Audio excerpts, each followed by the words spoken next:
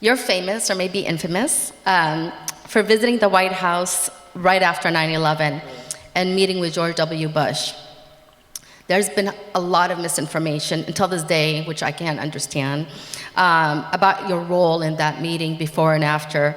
Can you please tell us what you said to President Bush and what really happened, so that, for history's sake, that we kind of can put this to the rest? Yeah. I mean, first of all, I met one time I went in, and actually my recommendation to them, and Suhail Khan knows this story because he was there, Mahbub Khan's son. I was invited in with 4 other religious leaders. There was a cardinal who ended up getting scandalized in Massachusetts over the covering up the pedophilia problems. And then there was a Jewish rabbi, Franklin Graham, and myself, representing the Muslims. And this was before we knew anything. I mean, this is September 20th, and there was we didn't know what was going on. There was no war with Iraq, nothing. And one of the things that they mentioned was that first of all, I told him, I have a letter, which I've never published, and I probably should, because I gave him a letter that had my recommendations. One of them was, don't go to war in any Muslim country, because this is a criminal act and it should be seen as a criminal act, and no country has done this, and so it would be a grave disservice to the people that are going to be harmed by any war. Anyway, the letter's there, but they had said that they were calling this operation to find out who did it. There was no war yet. The war was declared later. And they called the Operation Infinite Justice. And I said we were in the elevator going in the White House, and I said to these religious leaders, that's blasphemous. And they all agreed, like they nodded their heads. And I said, shouldn't we say something? That's like saying America's God. And they said, yeah, we should say something. So we appointed the cardinal. And so when we were leaving, he didn't say anything. So I said, excuse me, this operation to find out who did this, right? Well, there was no war. It's called infinite justice, and only God's justice is infinite. So I consider this kalimatu haqqan and the sultan. Like this, to me, I said something that I hope on the Day of Judgment benefits me. I said it's blasphemous to say that, and offensive to Muslims. And he said, really? I said, yeah. He said, call the Pentagon, get them to change it. We don't have any theologians in the Pentagon. That's what he said, literally. So they changed. That's my little footnote in history, this guy that got the name. But it became a war. That wasn't what I was saying. So there's this idea somehow I was more concerned about the name than the actual war. There was no war. It was a time, and for me, my concern, and my family knows this, my concern at the time was I was very worried that the Muslim places of worship would be aggressed upon.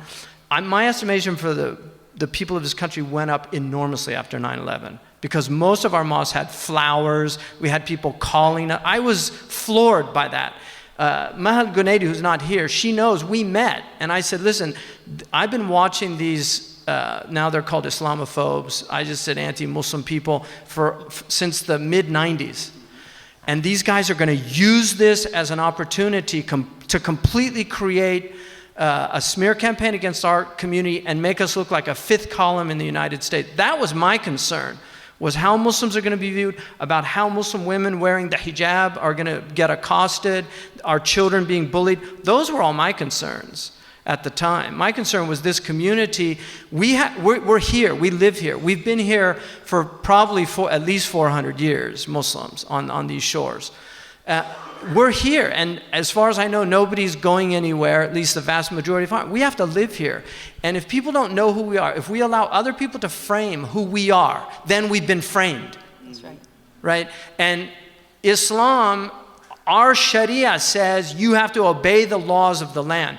The verses that were read earlier, those opening verses are to the rulers. Give people their trusts. Because you have a sacred trust as a government. Give people their amanat. And if you judge justly. And this is good advice. But then the advice is to the people, the citizens. Obey God. Obey the messenger. In other words, be virtuous and upright. Because we don't have any penal code, none of those things of Sharia that have to do with laws of criminal justice and things. That has nothing to do with Muslims other than people in authority in Muslim lands, and that's their prerogative. But then it says, and obey those in authority from you. In other words, Muslims, by consensus of our scholars, are obliged to obey the laws of the land. And if they're secular laws, they have to obey them. The only thing that we don't obey is if somebody makes a law that everybody has to drink a toast on Christmas with wine. We're not going to do that. Now, that's absurd, but those are the only things that we don't obey if it actually goes against something that we can't do. But everything else we have to do by law. That's the Sharia. In the country of the United States, the Sharia is the Constitution of the United States. And that is what all of our scholars have said. And Ibn Abi Zayd, one of the earliest scholars, in his book, Nuadar wa Ziyadat, he says, he was asked, if somebody is in the land of the Romans, meaning the Europeans, if they're there and they went in with a visa at the time, it was musta'man, they called them, somebody who was given permission to come in, so they're secured, their person. And then they aggress upon them. Do they have to obey the laws? Here's what he said. If the aggression is from rabble amongst them or criminals, they have to obey the laws. But if the aggression is from the government, then they're no longer, bound by the law because that government broke the trust of you being in there securely. So that is an example of how sophisticated early on our scholars were. So, my goal in there was I actually took the essential Quran and I put all the verses and put stickums on it and said, I know you don't have time to read the Quran, but just read these verses.